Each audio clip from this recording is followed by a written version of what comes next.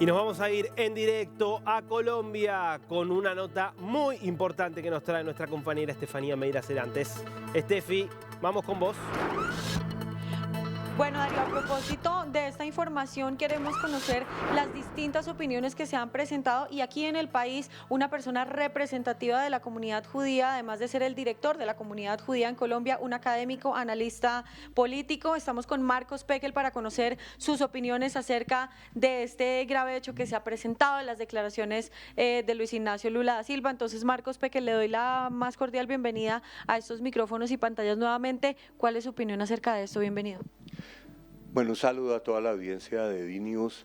Pues obviamente que el presidente Lula, en su larga historia política, desde que fue presidente en su primer mandato y ahora el tercero en el que está, grandes descaches en política exterior, habría que ver por qué lo hace, pero en este caso hacer esa comparación que no tiene ningún asidero de decir que lo que está pasando en Gaza es exactamente igual a lo que pasó en el Holocausto con el exterminio del pueblo judío, la comparación está bien alejada. Eso no solamente ofende al Estado de Israel, ofende a las comunidades judías del mundo, una comparación de ese nivel, hecho por un estadista que busca realmente un lugar importante en el mundo, siendo el presidente de un país tan importante como Brasil.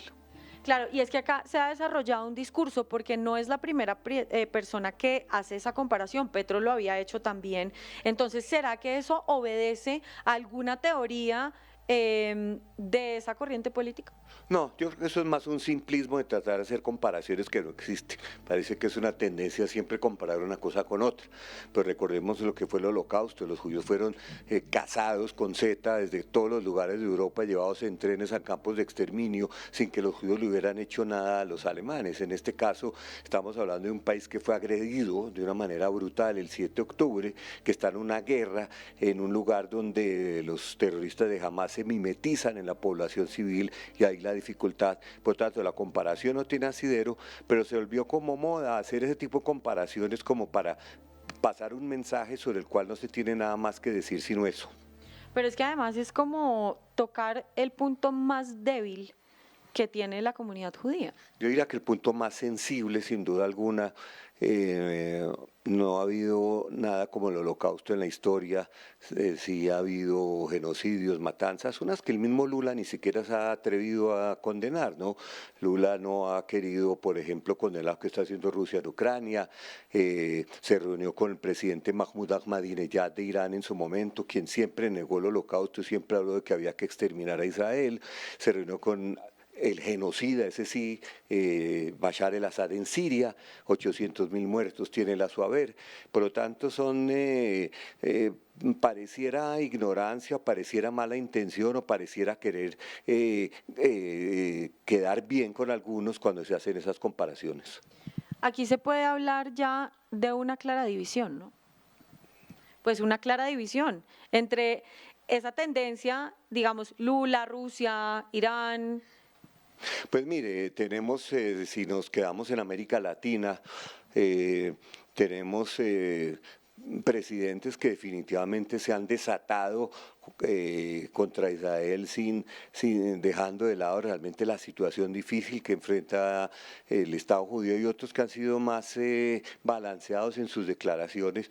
Vemos que la mayoría de los países de la Unión Europea siguen apoyando a Israel porque consideran que Israel fue víctima de un ataque brutal, genocida, con todos los detalles que ya conocemos y que Israel le toca pelear una guerra imposible contra el peor enemigo, el pueblo palestino, que es Hamas, que utiliza a su propia población, 2 millones de palestinos como escudos humanos, todo lo que hemos visto, lanzadores de misiles de las mezquitas, túneles desde los hospitales y todo tipo de utilización de barrios residenciales como centros de entrenamiento, centros de lanzamiento de misiles contra la población civil de Israel.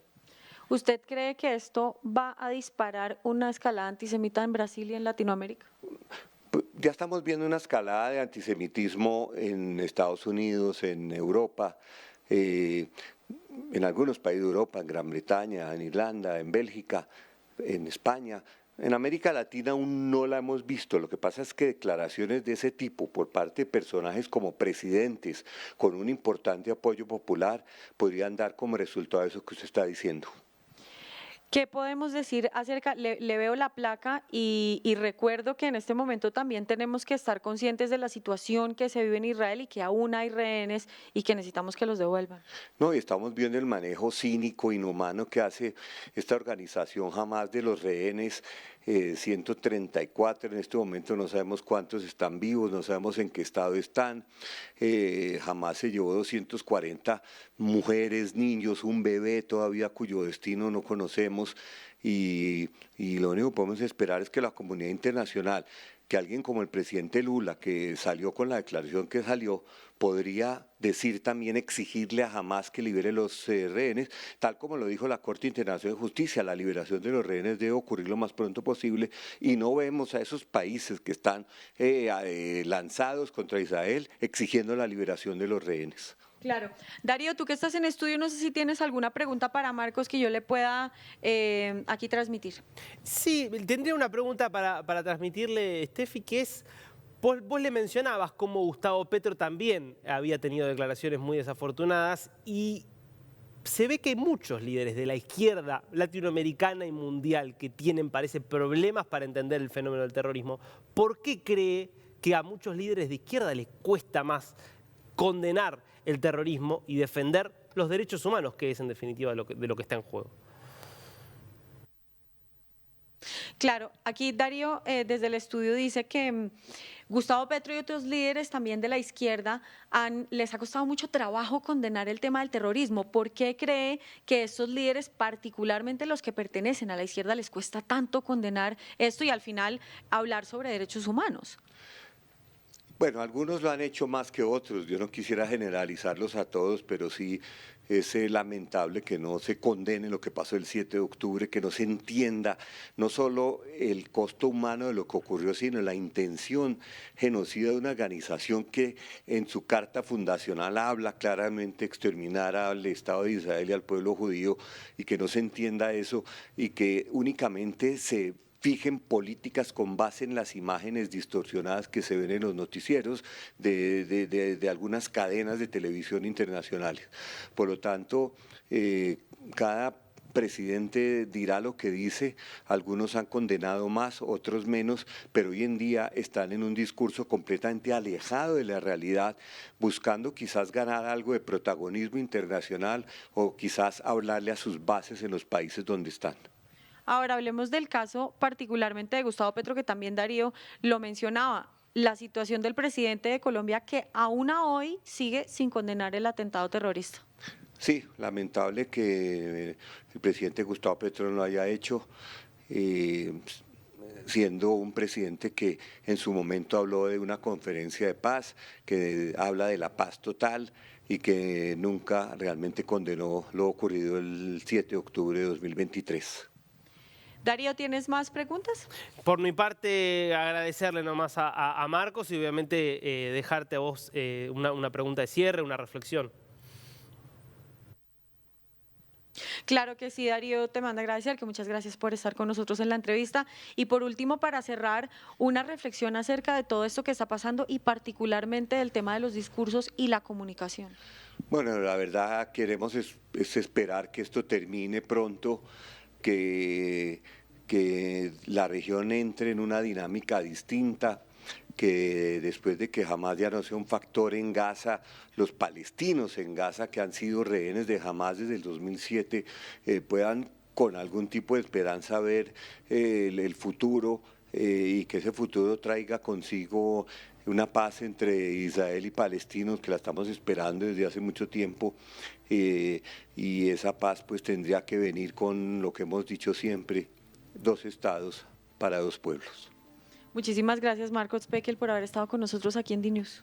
Gracias a ustedes y un saludo a todos los que están viendo en América Latina.